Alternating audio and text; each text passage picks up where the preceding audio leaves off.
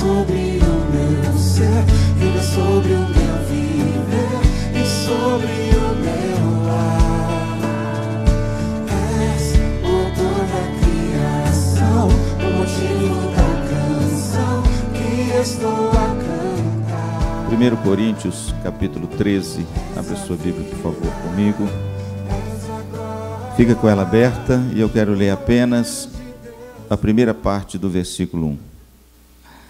E eu passo a mostrar-vos ainda um caminho sobremodo excelente.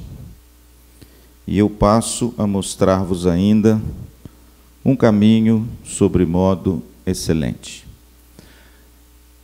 Na história do cristianismo primitivo, talvez não tenha havido uma outra igreja que deu mais dor de cabeça ao apóstolo Paulo do que a igreja dos Coríntios. A cidade de Corinto era uma grande cidade. A cidade de Corinto era uma cidade altiva, intelectualizada. Para você ter uma ideia, a cidade de Corinto tinha, à época de Paulo, 14 escolas de filosofia. O centro cultural e filosófico da Grécia Antiga não estava mais em Atenas, mas estava em Corinto. A cidade de Corinto era a capital da região da Acaia, uma das cidades mais importantes do mundo antigo, mas uma cidade extremamente idólatra, imoral e permissiva. Era uma cidade que se gabava de ser a cidade do conhecimento. E quando Paulo chega a essa cidade, na sua segunda viagem missionária, ele escreve, depois de Éfeso, a essa cidade, porque se o evangelho florescesse na cidade de Corinto, é porque ele era o poder de Deus para a salvação de todo aquele que nele crê. Quando o apóstolo Paulo chegou em Corinto, ele escreve na sua primeira carta: eu não estive entre vós com linguagem persuasiva de sabedoria, mas em demonstração do Espírito e de poder. Porque eu resolvi em nada conhecer das vossas vãs filosofias, a não ser Jesus Cristo e este crucificado. E foi em temor, e grande temor, que eu estive entre vós. O apóstolo Paulo, irmãos, sofreu muito com a igreja de Corinto. 1 ano e 8 meses, Paulo dedicou o seu ministério a essa igreja. Paulo amou essa igreja. Paulo fundou essa igreja. E Paulo escreveu 4 cartas a essa igreja. 2 cartas se perderam. E 2 delas estão aí na sua Bíblia. A primeira carta, o apóstolo Paulo escreve a uma igreja cheia de problemas. Eu sempre digo o seguinte: não existe casamento perfeito. Todos os casamentos e relacionamentos têm problemas. Por quê? Porque ele é realizado entre 2 pecadores. Ele é ajuntado entre 2 pessoas caídas, claro, restauradas pelo poder de Deus, mas ainda pecadoras. E o interessante, irmãos, que a igreja de Corinto não era diferente. A primeira carta de Paulo, Paulo escreve para resolver problema. Existem casamentos que têm mais problemas do que os outros, é verdade. Existem temperamentos mais difíceis do que os outros, é verdade. Existem pessoas mais carnais do que as outras, é verdade. Existem casamentos onde a gama de dificuldades é tão grande que às vezes você se sente desanimado com o casamento. Mas na realidade, irmãos, não existe casamento perfeito. O meu casamento com a Tereza não é perfeito. Eu sou muito pior do que ela. O meu casamento com a Teresa tem problemas, mas pela graça de Deus, muito poucos problemas. Os problemas que nós enfrentamos são muito mais problemas de natureza externa do que de natureza interna. Os problemas de natureza externa, nós temos uma capacidade mais apropriada de enfrentá-los. Mas, na minha opinião, dos meus 25 anos de pastor, os problemas internos são os piores. Porque são problemas do coração. São problemas de caráter. São problemas de comportamento. São problemas de condutas. São problemas onde nós insistimos em sermos aquilo que Deus não planejou para nós. A igreja de Corinto tinha 7 graves problemas quando o apóstolo Paulo escreveu a sua primeira carta, que na verdade é a segunda. Mas aí na sua Bíblia está como 1 Coríntios. E Paulo escreve como um bom pastor, porque ele ouviu o relato da casa de Cloe, que a igreja de Corinto, que ele tanto amava, naquela cidade tão pungente, estava cheia de problemas. Eu oro para que o seu casamento não esteja assim. Eu oro para que você não seja sucumbido numa tempestade furiosa de problemas e de repente você se afogue nesse turbilhão de dificuldades e não consiga sair dele. O apóstolo Paulo está na cidade de Éfeso e lá ele escreve a sua primeira carta aos Coríntios, depois de 1 ano e 8 meses ensinando, cuidando e tratando dessa igreja. Mas quando ele sai dessa igreja, os problemas começam a aparecer. E Paulo então, irmãos, começa a tratar desses problemas um a um. Por exemplo, na igreja de Corinto existiam divisões. Pessoas diziam: eu sou de Paulo, eu sou de Apolo, eu sou de Cefas, eu sou de Cristo. E Paulo chama essas divisões de deploráveis divisões. Deixa eu dizer uma coisa para você, meu amado. Um lar dividido é um lar destruído. Não permita que o seu casamento vire um campo de batalha. Porque se ele virar um campo de batalha, uma competição, você já não tem mais nada.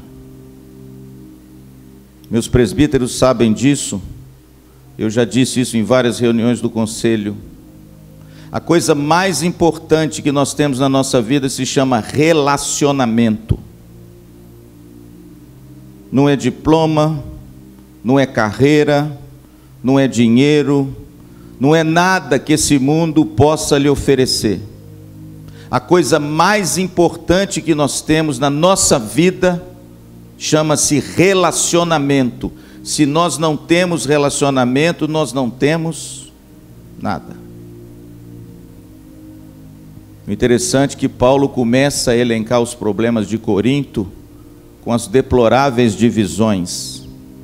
Existia na igreja o culto à personalidade. Isso, irmãos, é uma desgraça na igreja. Eles seguiam homens, eles seguiam pessoas, eles andavam atrás de personalidade humana. E o apóstolo Paulo, irmãos, usa um argumento vigoroso. Ele diz assim: olha, não se rebaixem querendo pertencer a homens, porque vocês pertencem a Cristo. Pertencer a homens é você se rebaixar do status que Deus te colocou, de você ser chamado filho de Deus, herdeiro de Deus e das promessas de Deus. No capítulo 3, irmãos, o apóstolo Paulo nos parece um homem meio irado, mas não é ira, nessa ira de juízo que a gente conhece. É aquela ira apaixonada, quando ele diz assim: olha, leite eu vos dei a beber, porque vocês ainda não suportariam a comida sólida, porque vós sois carnais. Não é havendo entre vós divisões, contendas e litígios, que sois carnais? A dieta daquela igreja ainda era uma dieta rudimentar. Por quê? Porque existia naquela igreja deploráveis divisões e o culto à personalidade. Outro problema da igreja de Corinto é a imoralidade. Existia na igreja de Corinto uma família onde o agregado estava se prostituindo com a sua madrasta. Pastor, dentro da igreja? Dentro da igreja. Existia na igreja, querido, perseguições e calúnias com respeito ao próprio apóstolo Paulo, dizendo que ele era um impostor, que ele não era um apóstolo de verdade. Existia na igreja, queridos, problemas das mais variadas gamas, e que o apóstolo Paulo trata um por um na sua primeira carta. Agora, o interessante é que quando a gente lê a primeira carta de Paulo aos Coríntios, a gente se lembra daquele livro que o pastor Dalmo elencou aqui na sua palestra, Os 4 Amores. Esse livro, irmãos, é um livro muito bonito, porque ele elenca os 4 tipos de amores que na literatura grega e na língua grega, eles simbolizavam e denotavam um tipo de amor particular, diferente do outro, que na nossa língua portuguesa não existe essa diferença. Por exemplo, eu amo a minha Teresa, eu uso a palavra amo. Eu amo o Ari, eu uso a palavra amo. Eu amo a minha filha, eu uso a palavra amo. Em todos esses amores, a língua portuguesa é uma língua fraca, porque ela usa uma única palavra para significar amores diferentes. Eu não amo o Ari do jeito que eu amo a Teresa. Deus me livre. Amém. Está vendo? Mas a língua portuguesa, irmãos, nesse sentido, né, ela é pobre. Eu não amo a Alissa do jeito que eu amo a Teresa. A língua portuguesa não tem, assim, várias palavras para expressar essa gama de amores, mas a língua grega tem. É o que faz da língua grega um primor do Novo Testamento. Por exemplo, os 4 amores que C.S. Lewis descreve no seu livro são as 4 palavras no grego que significam amor. Mas cada tipo de amor tem um tipo de palavra. Por exemplo, eu amo o Ari. Se eu fosse falar que eu amo o Ari no grego, eu falava que esse amor era filéo. Não é filé não, viu, irmãos? Filé vocês vão comer daqui a pouco. O amor filéo na Bíblia é o amor fraterno. Amai-vos uns aos outros com amor fraternal, diz na Bíblia. E é o amor filéo, significa o amor entre irmãos. É o amor que deve existir entre nós, na igreja. O amor fraterno. O interessante, irmãos, que a igreja de Corinto estava vivendo um drama nessa área, porque existia divisões.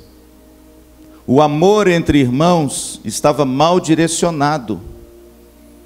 Esse amor não estava sendo vivido da forma correta. Ao invés de eu amar o meu irmão com amor filéo, eu estou pretendendo outros àquele, e eu estou excluindo aquele do meu relacionamento porque eu pertenço ao grupo do outro. Veja que o amor filéu estava com problemas. O segundo tipo de amor é o meu amor pela minha família, pela minha filha. Se eu disser assim, Alissa, o papai te ama, eu ia dizer, filha, o meu amor por você é o amor storge, que significa amor familiar. Storge é o amor por aquele da família, meu tio, meu pai, minha mãe, meus irmãos de carne. Eu os amo de forma storge, entende? Esse amor na igreja de Corinto estava também com problemas. Por quê? Porque tinha gente lá que estava com um comportamento imoral dentro da família. O amor familiar, irmãos, estava prejudicado. Eles não estavam sabendo viver bem esse tipo de amor. O amor storge, que é esse amor que a gente tem pelos membros da nossa família, estavam se tornando um outro tipo de amor, que não é esse amor de um familiar para com o outro. Qual é esse terceiro tipo? É o amor eros. O amor eros é o amor pelo nosso cônjuge. É aquele amor que se satisfaz. O pastor Dalmo falou dele. É aquele amor, irmãos, tão necessário também na vida do casal. É aquele amor de intimidade. É aquele amor de Gênesis 2:24. E os dois serão o quê? Que também tem a ver com a intimidade sexual. E que deve haver também no casamento. Só que a igreja de Corinto, meu pastor, também estava com problemas nessa área desse amor. Sabe por quê? Porque Paulo no capítulo 5 diz assim, eu ouvi falar que há entre vós imoralidade. E imoralidade tal que vocês estão fazendo algo fora do casamento, fora do seu parceiro, e que tem ferido aquele amor que Deus denotou para ser vivido entre o casal. Então, irmãos, deixa eu dizer uma coisa para vocês. A igreja de Corinto estava com problema com 3 amores. O amor fraternal estava dividido. A igreja estava seguindo pessoas. E com isso, a igreja estava compartimentalizada e o que é pior, existia dentro da igreja competição. Não há nada pior, irmãos, do que um casal que ao invés deles se completarem, eles se competem um com o outro. É muito ruim, irmãos, um casamento onde existe um campo de batalha, em que você fica competindo com seu cônjuge, para ver quem ganha mais, quem faz mais, quem constrói mais, quem tem mais. Porque na realidade, irmãos, quando a gente se casa, não existe mais eu e ela, existe nós dois, e tudo tem que ser vivido em comum. A igreja de Corinto, irmãos, estava vivendo um problema com o amor storge. O amor familiar estava completamente divorciado e problemas de imoralidade dentro da própria família. E a igreja de Corinto estava vivendo problemas com o amor eros. Primeiro porque Corinto era um centro de imoralidade e prostituição. E muitas vezes as pessoas que foram alcançadas pela graça de Deus, o processo de santificação ainda não estava plenamente concluído, ou pelo menos num grau onde as pessoas abandonassem a imoralidade pela qual elas vieram do culto dos seus deuses pagãos. Então, irmãos, os 3 amores estavam mal direcionados, não estavam sendo utilizados da forma correta. A igreja não estava amando uns aos outros como irmãos, não estavam se relacionando com seu cônjuge da forma correta, e não estava também, irmãos, se relacionando com seus familiares como deveriam se relacionar. Pastor, qual é o antídoto que o apóstolo Paulo, então, de forma muito inteligente, escreve a essa igreja, para mostrar a essa igreja que o caminho para que todos os outros amores sejam plenamente realizáveis da forma correta?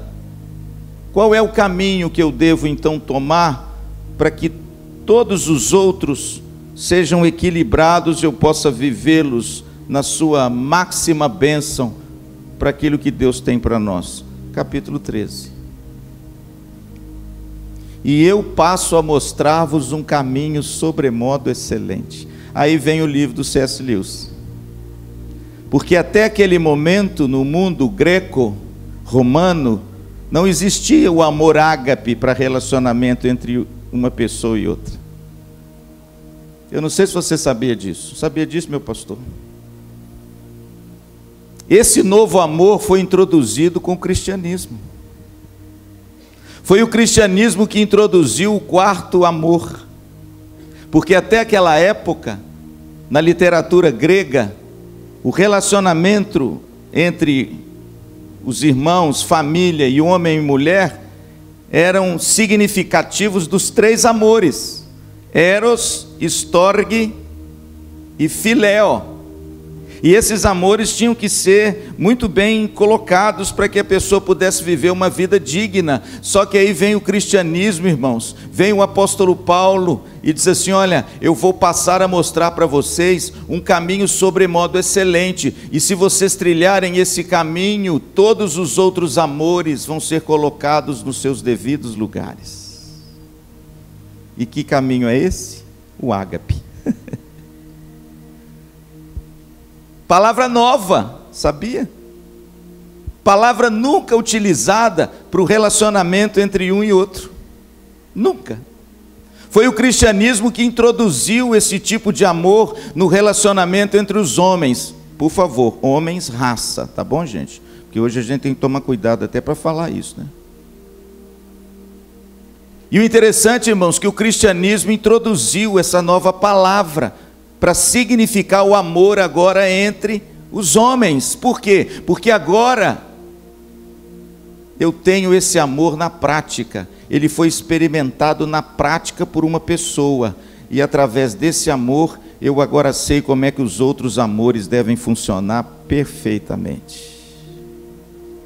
E esse amor, irmãos, você sabe, é o amor de Deus, é o ágape, é o amor sacrificial.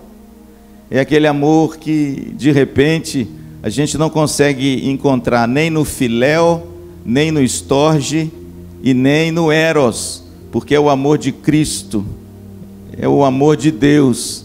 É aquele amor, irmãos, que transcende a todos os amores humanos e que a partir dele todos os outros agora são colocados nos seus devidos lugares, e eles são utilizados e são vividos da maneira correta, porque o fundamento e o caminho é o amor ágape. E aí vem, irmãos, esse belo poema.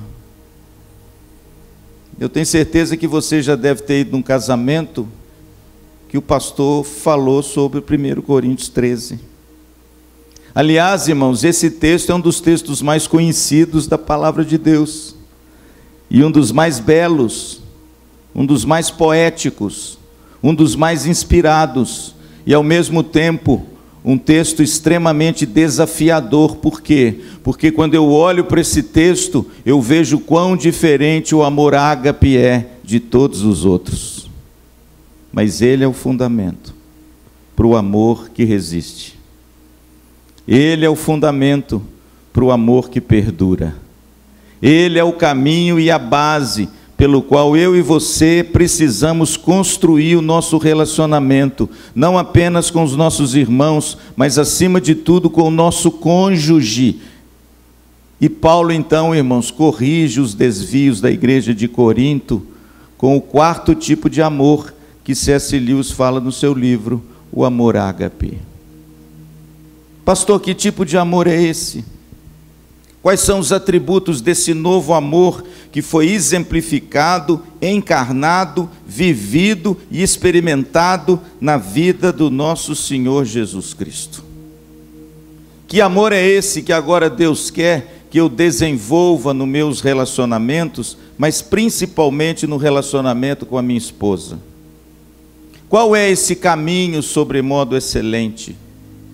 Por que o apóstolo Paulo quer sanar os problemas da igreja de Corinto? com o amor ágape. Porque se esse amor ágape for externalizado em nós, todos os outros amores agora vão ser exercidos da forma correta. E aí, irmãos, 1 Coríntios é isso. São os atributos desse amor ágape. São os atributos desse amor que perdura, desse amor que resiste. E rapidamente, irmãos, eu quero mostrar a vocês quais são esses atributos. Olha o que diz o versículo de número 1 ao versículo 3. Ainda que eu fale a língua dos homens e dos anjos, se eu não tiver amor, serei como o bronze que soa, ou como o símbolo que retine. E ainda que eu tenha o dom de profetizar e conheça todos os mistérios e toda a ciência, ainda que eu tenha tamanha fé a ponto de transportar montes, se não tiver amor, eu nada serei. Ainda que eu distribua todos os meus bens entre os pobres, e ainda que eu entregue o meu próprio corpo para ser queimado, se não tiver amor, nada disso me aproveitará. O primeiro atributo, irmãos, de um amor ágape, desse amor que é o caminho excelente para nós, é a superioridade desse amor. Esse amor é superior. Esse amor é superior àquilo que os coríntios achavam que era muito superior. O quê? Os dons, a fé, a ciência, os milagres. Não se esqueça que o apóstolo Paulo está escrevendo uma igreja intelectualizada, que depositava muitas vezes a sua esperança no seu intelecto, e o apóstolo Paulo vem e diz assim: olha, ainda que você tenha todo o conhecimento do mundo, se você não tiver amor, você não é nada. Paulo está escrevendo a uma igreja que se vangloriava dos seus dons e talentos espetaculares, e o apóstolo Paulo começa e diz assim: olha, ainda que eu tenha o dom de profetizar e conheça todos os mistérios, se eu não tiver amor, nada disso me aproveita.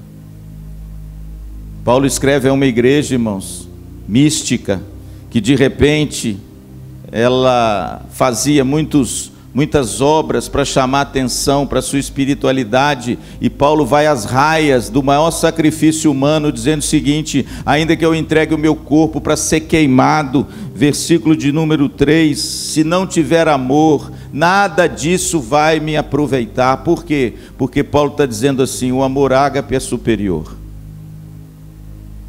Ele é superior a tudo. A superioridade desse amor é o que dá sentido à vida. Sem amor eu ofendo os outros. Eu posso falar a língua dos anjos e dos homens, mas se eu não tiver amor, eu machuco meu irmão com as minhas palavras. Sem amor, querido, eu nada sou. Sem amor eu nada tenho.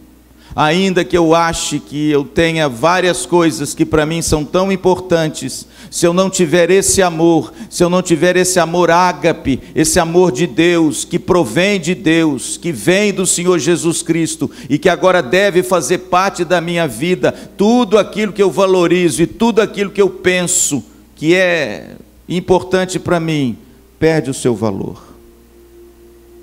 Paulo fala da superioridade desse amor. Ele é superior ao eros, ele é superior ao filéo, ele é superior ao estorgue. Ele não é melhor, ele é superior. Por quê, pastor? Porque ele é a base de tudo.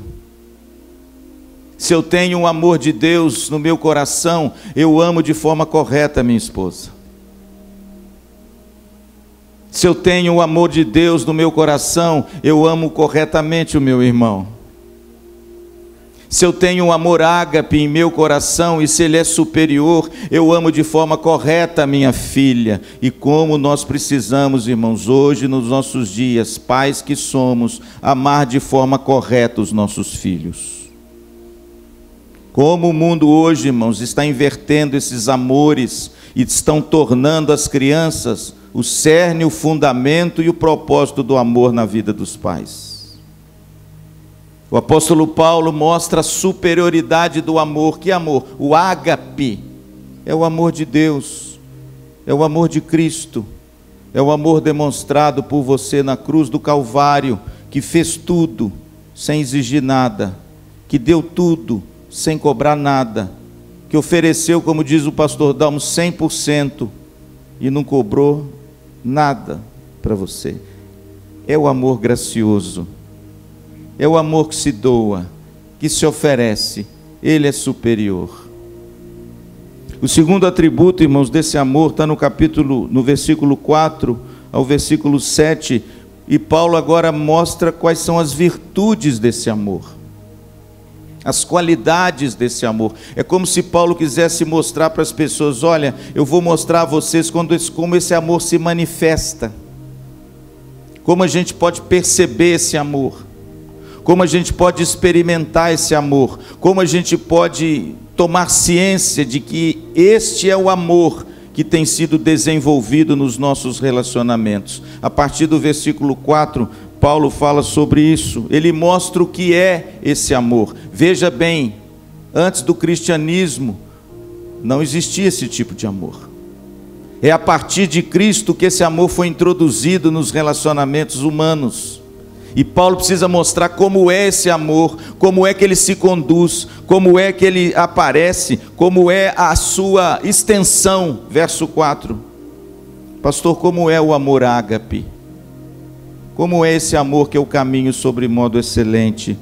Ele diz: o amor é paciente, o amor é benigno, o amor não arde em ciúmes, não se ufana, nem se ensoberbece. A palavra ufana é interessante, no original é cheio de vento, dando a ideia daquela pessoa que se acha, dando a ideia daquele homem e daquela mulher que se acha superior aos outros. É aquele homem ou mulher que está cheio de si. Mas esse amor não se ufana, por quê? Porque ele não está cheio de si, ele está vazio de si, mas ele está cheio de Deus.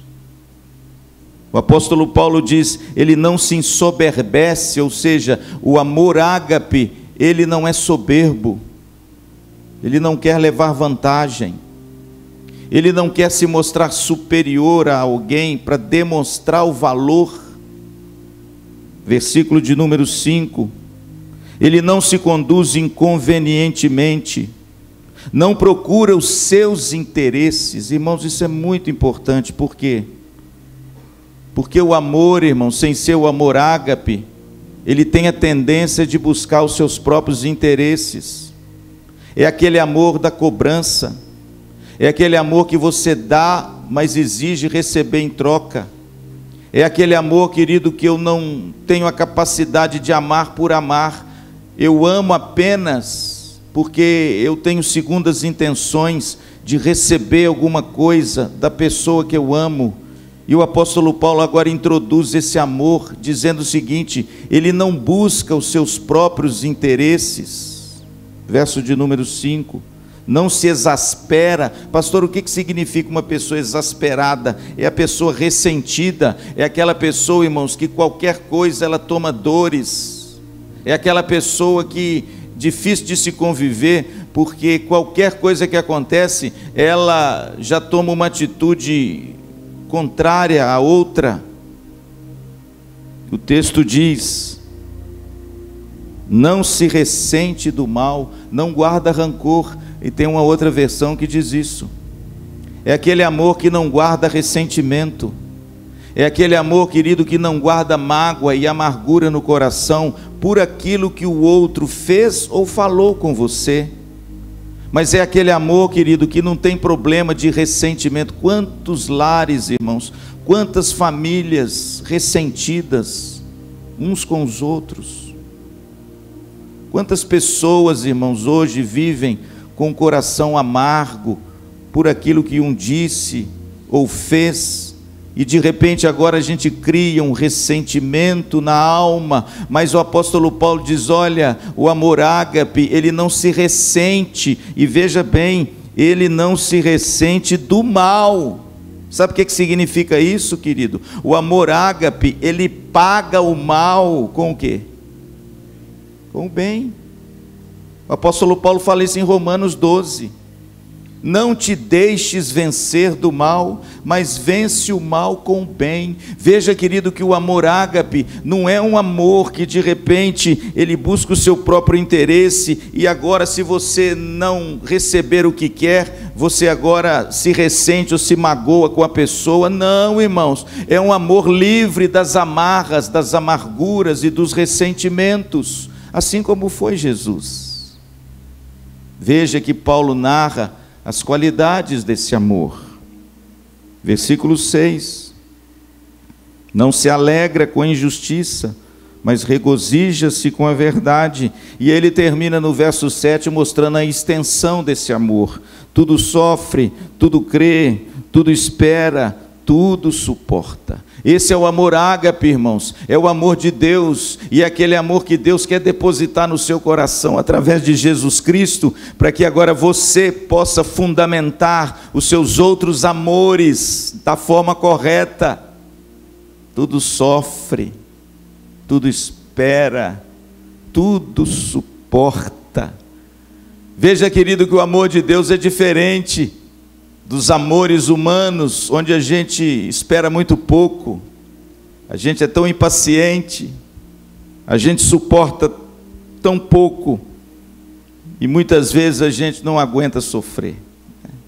Eu sempre gosto de dizer lá na IPVO, que o sofrimento faz parte da vida de qualquer pessoa, e do cristão também, e que nós cristãos, a única diferença que tem, é que o sofrimento para nós é redentor. O sofrimento para nós, ele tem um propósito de moldar o nosso caráter à semelhança de Jesus. Por quê? Porque quem sofreu tudo foi Ele. Foi Ele quem sofreu tudo por amor de nós. E se Ele sofreu por amor de nós, eu não preciso ter medo de sofrer. E eu sempre digo essa frase lá na IPVO: não tenha medo de sofrer. Não sinta vergonha de sofrer. Não esconda o seu sofrimento com medo das pessoas acharem que você não é um crente tão espiritual assim. Lembre-se de Jesus. Ele sofreu tudo por amor de você.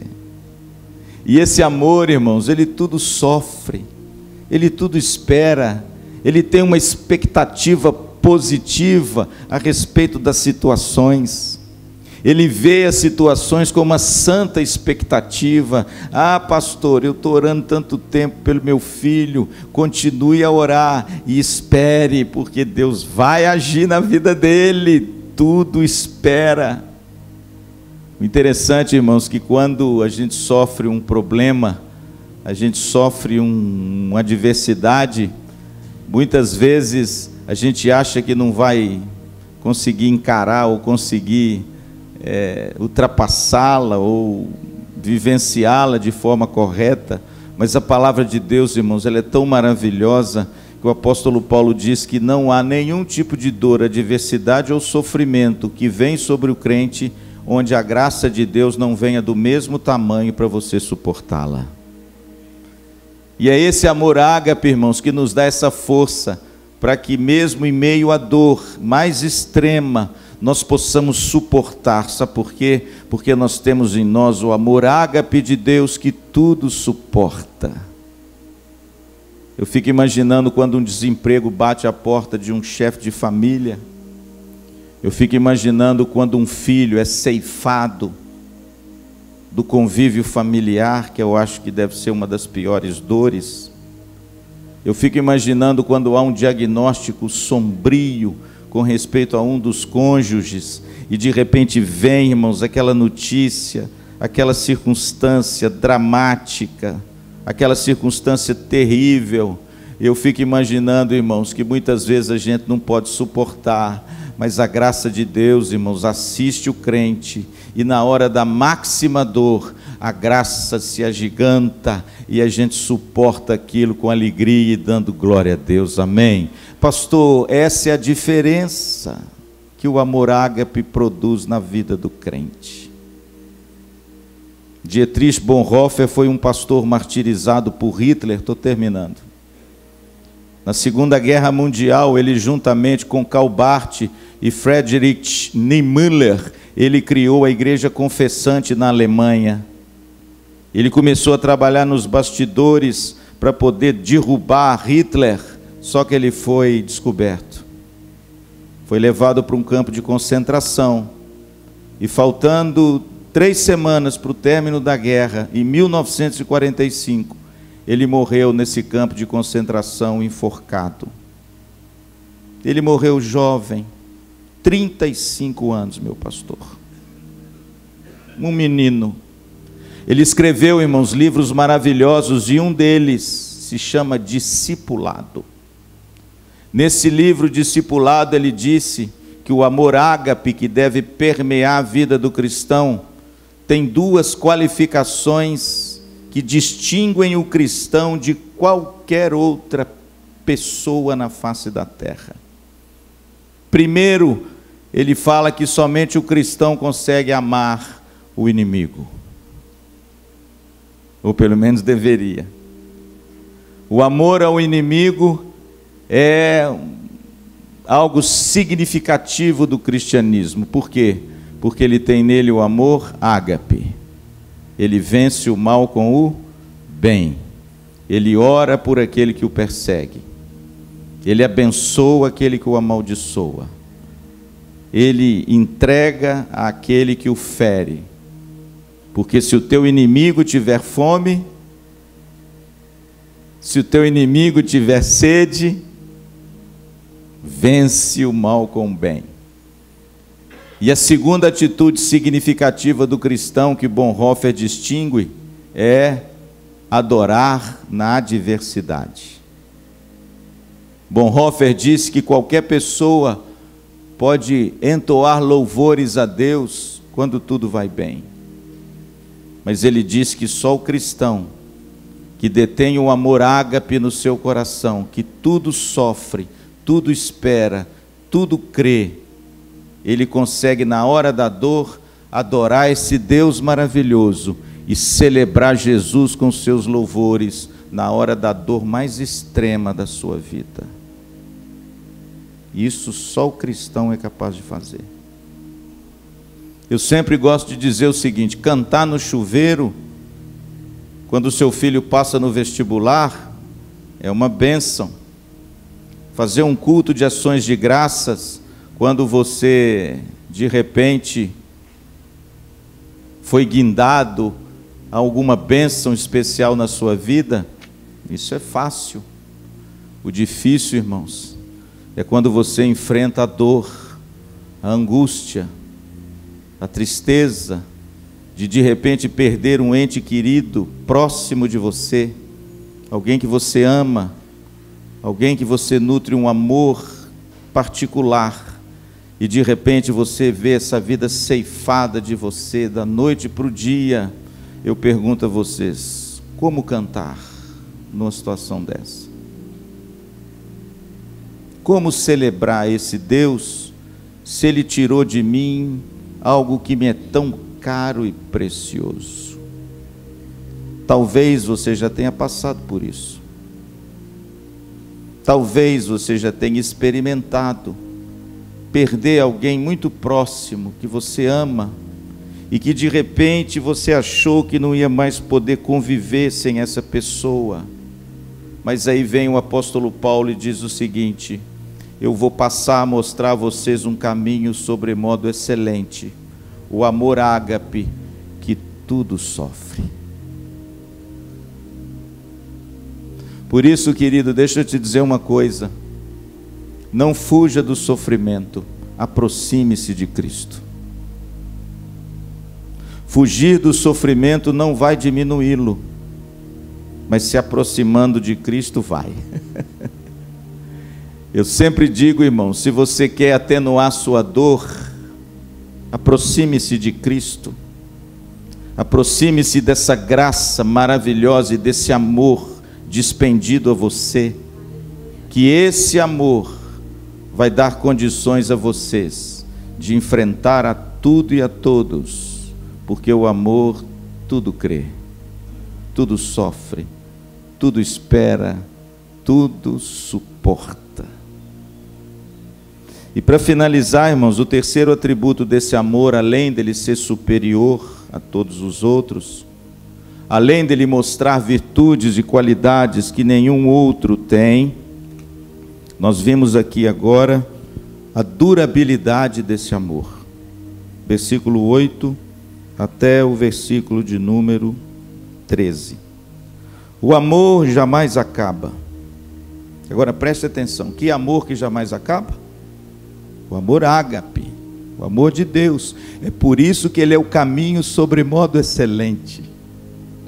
É por isso que o casamento não pode estar fundamentado no eros. É por isso que o casamento não pode estar fundamentado no filéo. Faz parte. É por isso que o casamento não pode estar fundamentado no storge. Faz parte.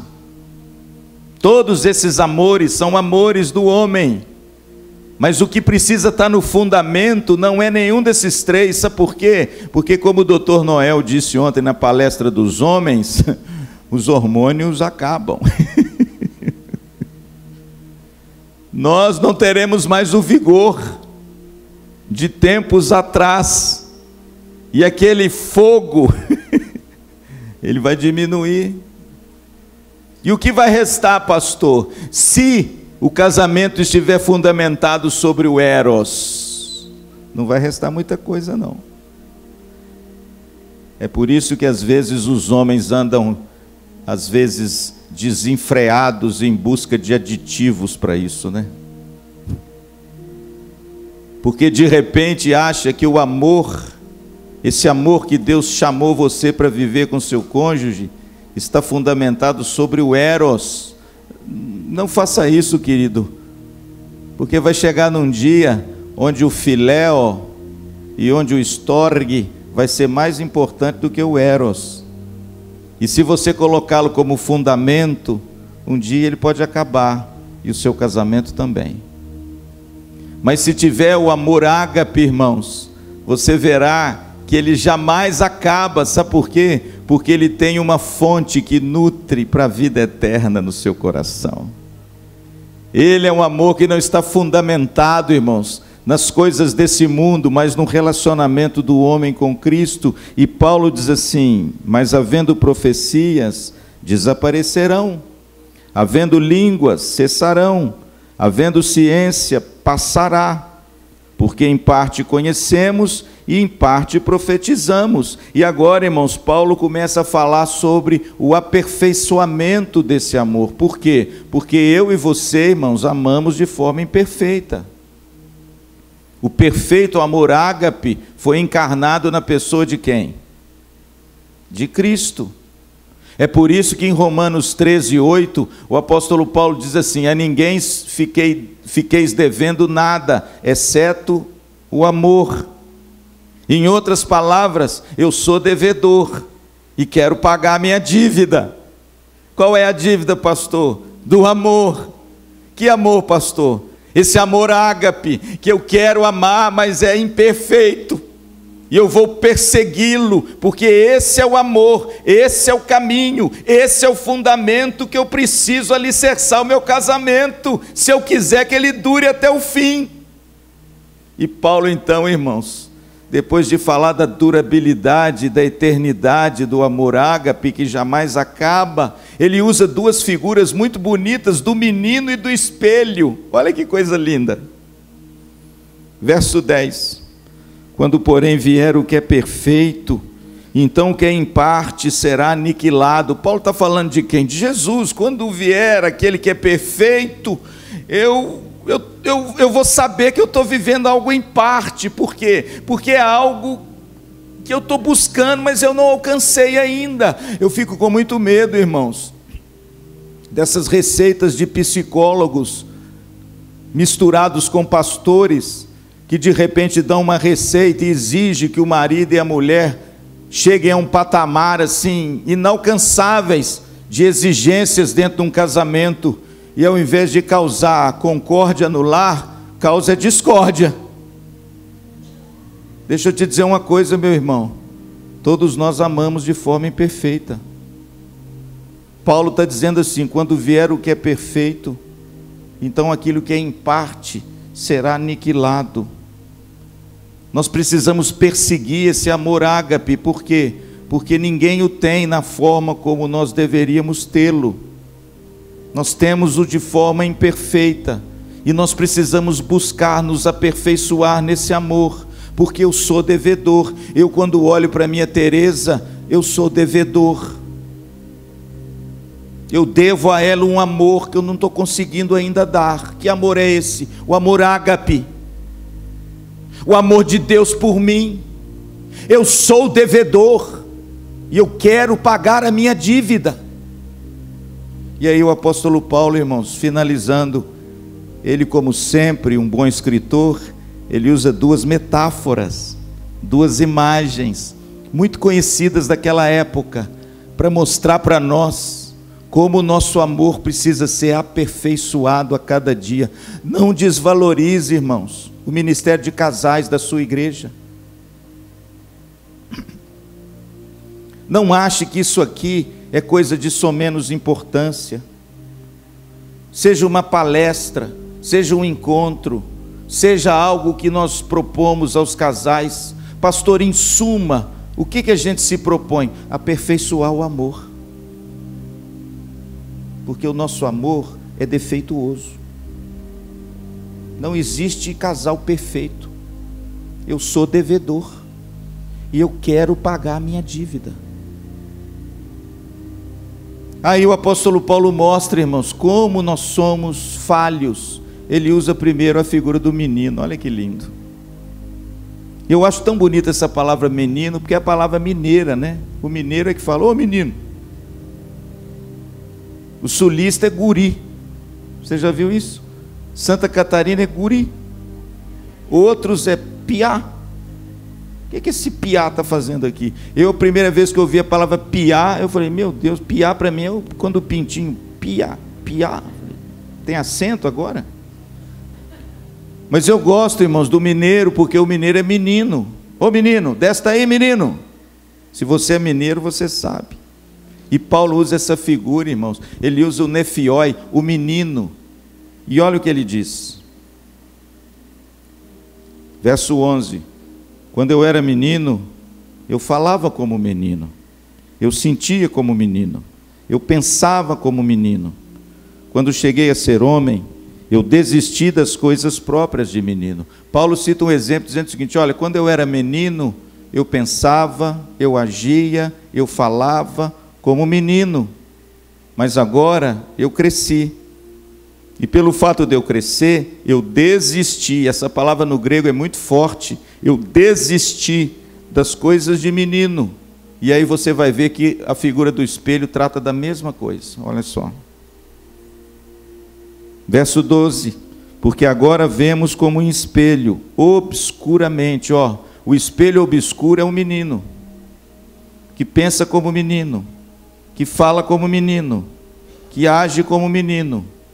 Aquele espelho feito de metal polido, é quando você olha para ele assim, você não enxerga direito, você não consegue ver a sua imagem direito, porque ele é feito de metal polido, é imperfeito. Ó, olha a ideia do menino, a imperfeição. E aí ele diz, agora, verso 12, porque agora vemos como em espelho, obscuramente, então veremos face a face. Agora eu conheço em parte, então conhecerei como também sou conhecido. Pastor, por que Paulo utiliza essas duas figuras, tanto do menino quanto do espelho, para falar que tanto o menino quanto o espelho é obscuro e é em parte, e lá na frente vai ser perfeito? Para demonstrar, irmãos, que o amor ágape, ele é só perfeito em Cristo, mas em mim e em você, ele é imperfeito. Ele tem problemas. O nosso pecado, irmãos, nos impede muitas vezes de colocar esse amor em prática, de olhar para o outro, de não se ressentir do mal, e de ter todas essas qualidades que eu preciso ter desse amor. Por quê? É como se eu dissesse: é porque eu ainda sou menino. é porque eu ainda estou vendo no espelho obscuro, é porque ainda não consigo contemplar o que é perfeito, é porque eu ainda não desisti das coisas de menino, e eu preciso prosseguir, para que um dia eu possa ver como eu também sou visto. Pastor, o que significa isso? Enquanto eu estiver casado, enquanto você estiver casado, seja 1 ano, seja 10 anos, seja 15 anos, seja 50 anos, nós progredimos no amor. Nós aperfeiçoamos o nosso amor. E vai chegar um dia, quando vier o que é perfeito, aquilo que é em parte será aniquilado. E esse amor ágape perfeito vai fazer parte completamente da minha vida e do meu ser. Portanto, querido, esse amor é o amor que Paulo usou como antídoto para sanar os problemas da igreja de Corinto. Uma igreja que tinha muitos problemas, uma igreja que o amor estava sendo desvirtuado, e Paulo então mostra o caminho sobremodo excelente. O amor que resiste é o amor ágape. O amor que persevera é o amor ágape. O amor que se doa é o amor ágape. O amor que tudo espera é o amor ágape. O amor que é superior a todos os outros amores é o amor ágape. O amor que dá sentido, significado e direção correta aos outros amores é o amor ágape. E esse amor ágape é o amor de Deus, é o amor de Cristo. É esse amor que foi entregue e dedicado a você, e que espera que você responda a Ele, reconhecendo a Cristo como o único e suficiente Senhor da sua vida. É esse amor, querido, que foi demonstrado na cruz. É esse amor, irmãos, que Jesus veio oferecer à humanidade, e que o cristianismo absorveu esse amor e colocou como fundamento de todas as coisas. Pastor, o sexo é bom? Muito bom. O amor fraternal é bom? Muito bom. O amor familiar é bom? Muito necessário. Mas eu passo a mostrar a vocês um caminho melhor, um caminho maior. O amor ágape, aquele que está na base de todos os outros, e aquele pelo qual eu preciso perseguir todos os dias da minha vida, se eu quiser chegar do sim até o fim. É com esse amor que nós chegaremos. Portanto, querido, quero lançar um desafio a você antes da gente encerrar. Se você veio aqui nesse acampamento, tem ouvido sobre o seu casamento e ainda não experimentou esse amor ágape, quem sabe hoje é o dia de você experimentá-lo. Quem sabe hoje é o dia de você fazer uma aliança, não com seu cônjuge, mas com Jesus Cristo. Quem sabe hoje não é o dia de você entregar o seu coração a Cristo e ser alvo desse amor maravilhoso, ser alvo desse perdão maravilhoso, ser alvo dessa restauração maravilhosa na sua vida e no seu coração. Quem sabe hoje, querido, é o dia de você experimentar o amor de Deus que excede todo entendimento, para que você agora possa compreender a largura, a profundidade, o comprimento do amor de Cristo por você. Portanto, meu amado, se você veio nesse acampamento e ainda não tomou uma decisão por Cristo, faça-o. Entrega o teu caminho ao Senhor, confia nele, receba dele a virtude desse amor ágape e construa o seu relacionamento com a sua esposa a partir de hoje, fundamentado nesse amor, porque talvez o seu casamento possa não resistir até o fim. Eu não amo a Teresa só porque ela é amável. Eu amo a Teresa porque eu amo meu Deus. Eu amo a Teresa porque eu tenho um compromisso com Jesus. Eu amo a Teresa porque eu conheci o amor ágape de Deus por mim. E conhecendo esse amor por mim, sabendo quem eu sou, eu agora sou habilitado e capacitado a amar a minha esposa do jeito que ela é. E eu vou amá-la até o fim, porque Jesus me amará até o fim. Pastor, como é que eu faço para experimentar esse amor? Entregue-se a Cristo. Abra o seu coração. Reconheça Jesus como o único e suficiente Senhor da sua vida. Entregue-se a Ele, devote-se a Ele, se curve diante dEle, peça perdão pelos seus pecados. E o sangue de Jesus vai te purificar de todo o mal. E você será uma nova criatura em Cristo Jesus. E as coisas antigas se passarão, e eis que tudo se fará novo. Amém? Eu quero convidar você a se colocar em pé. Eu quero orar por você. Eu quero desafiar você nessa manhã. Eu quero fazer esse desafio a você. Você já ouviu coisas a respeito do seu cônjuge, mas eu quero que você agora ouça o Espírito Santo falar ao seu coração. Feche os seus olhos. Querido Deus, nós estamos aqui diante da Tua pessoa, diante da Tua presença. Estamos aqui, Senhor, diante da Tua palavra.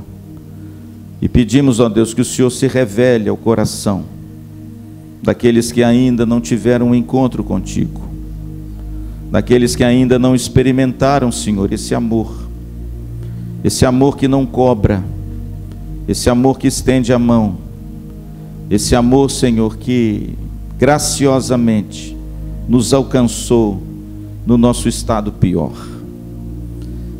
Em nome de Jesus, ó Deus, eu te peço que o Teu Espírito Santo toque agora, Senhor, nos nossos corações. E se há alguém aqui, Senhor, que ainda não tomou uma decisão a favor de Jesus Cristo, se há alguém aqui, Senhor, que ainda permanece alheio às coisas do Senhor, eu te peço, Senhor, que o Teu Espírito Santo toque nessa vida, trabalhe nesse coração, e que ele reconheça esse amor, e que ele reconheça esse dom maravilhoso que nos foi dado na pessoa bendita de Jesus Cristo, e que através dele nós temos o nosso pecado perdoado, a nossa vida restaurada e a capacidade de receber e de oferecer esse amor.